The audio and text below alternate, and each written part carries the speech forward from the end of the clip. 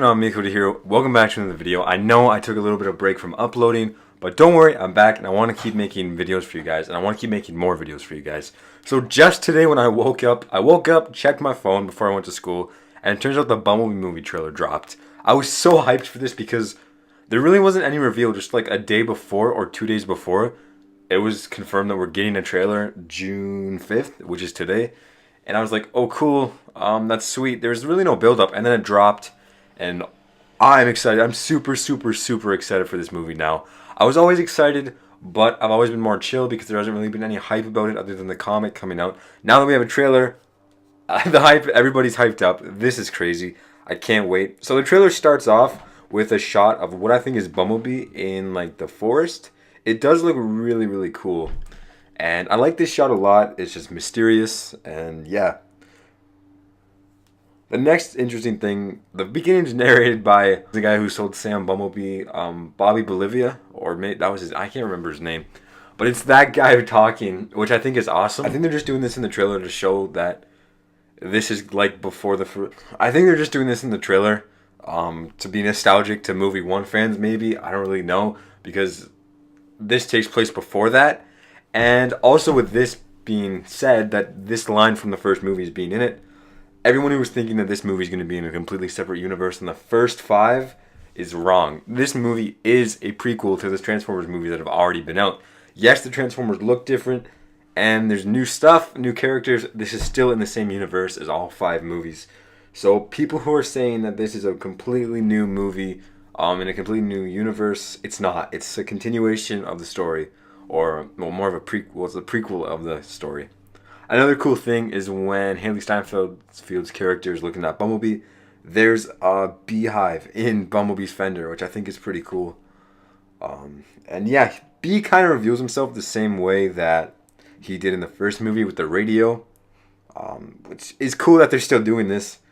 And she goes under Bumblebee and sees what looks to be his face in an engine. This is really cool because a lot of the Bee figures and Transformers in general, you can see their faces under the car. So the fact that you can see Bee's face here under the car, I think that's really cool. And something that's I don't think it's ever been seen before, is a Transformer transforming when there's a human under them. I think that would be a really cool scene and a really cool shot too. So yeah, Bumblebee transforms, and let's talk about his design. He looks a lot like War for Cybertron Bumblebee, in my opinion. He's short. He's only like double the height of a human. So I want to say I think he's bigger than Skids and Mudflaps, but not by that much. He is really short in this movie, which I'm glad they made him short, because to have him the height he was in the other movies when he transforms into a Volkswagen Beetle would be weird. So yeah, I'm glad they made him in like scale with the car. They didn't really mass shift him, which I'm really happy about.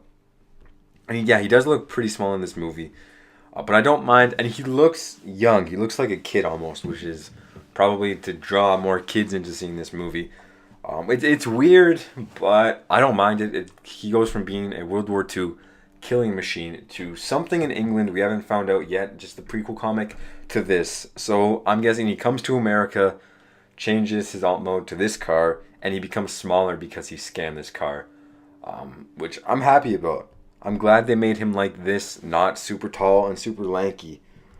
So I think it makes sense, even though his design is different and his proportions are really different. I still like the design. I think the design looks a little too kiddish, but I do like it, and I'm sure it'll just keep growing on me the more that I see it. Next, there's a scene where Bee's face goes on her hand, and it looks like Bee's really scared. Next, there's a shot of Bumblebee running through the woods, and I really like this shot. It looks cool. I think this is when Sector 7 is chasing him. I'm not sure if this is when Bee has his new mode or the Volkswagen mode. Bee is going to have 2 modes in this movie. I'll talk about this more later on, but I think in this shot it's the Volkswagen mode, but I'm not 100% sure. Actually, no. I don't think it's the Volkswagen mode. I think it's his second mode that I'll talk about more later on. Then there's a scene where they're underwater. I think that might be kind of cool, and there's like a ship. So I think that might be a cool scene, Bee being underwater. Next up, there's a scene where Bee grabs Haley's character, and there's Sector 7 surrounding them, so I think Bee might be taking her and running away. I think this will be right before that scene in the woods where Bee's running. It looks pretty cool. And then we see John Cena's character Burns in the Sector 7 uniform. I'm so happy Sector 7's a thing in this movie. I like that they're bringing back elements from the first movies, especially the first movie, with Sector 7, the narration at the start. I really like this. And then we see a shot of Bumblebee's second mode, which I'm guessing is some sort of a Jeep. I'm not sure what Jeep exactly, but I know for a fact it looks like a Jeep, judging from the grill.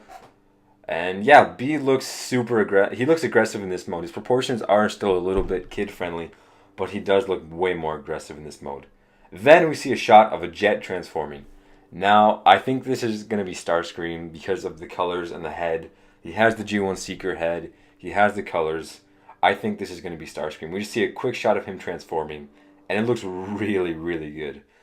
I'm like 100% sure that this is going to be Starscream just because of the way he looks. I could be wrong, but I think this will be Starscream, and it'll be cool seeing the height difference between B and Starscream in this movie, and whether or not Starscream is going to be the main villain or not, and how he changes. And it's just cool that we're seeing Starscream look totally different, yet in just more in the past. Then there's a shot of B's arm coming out of the car and grabbing onto a looks like a guardrail. So when we know B can transform partly way back in the 80s too, just like he did in The Last Night. Then there's a scene of his battle mask coming down. I really like his battle mask. It looks a lot like an insect. It's cool. I like the battle mask a lot. Then there's a scene of Bumblebee catching a helicopter, which I think is another cool scene when he's in his Volkswagen mode. Now back to Bumblebee's Jeep mode. I don't know how big this is going to be. The older Jeeps were kind of smaller, so I don't know how big B's going to be in his Jeep mode. I'm guessing as big as his '07 mode, or maybe a little bit bigger. I'm not sure. His proportions look a little weird in that mode to me. He's got long, huge arms, a little torso, a big head. His legs look shorter. So yeah, that's being that mode. It looks cool. Definitely looks more meaner than the Volkswagen mode, and probably bigger, I want to say. So yeah, and then there's a funny scene of B and Haley Steinfeld's character putting a cassette into Bumblebee, and he shoots it out. So yeah, I think this movie is gonna be funny. Out of the trailer, the only thing I'm worried about is there's not gonna be enough robots. I want there to be at least 4, and now we have 2 confirmed: Bumblebee, Starscream, and there's been rumors of Barricade being in this movie. It was confirmed by the guy who voices Barricade in TF1, and I don't know if he voiced him in Dark of the Moon, but I know he voiced him in The Last Night too. I think Jess Harnell. He confirmed that Barricade is in this movie, so that's 3 Transformers. I still hope that there's at least one more. Maybe another Autobot, maybe another Decepticon, I don't know.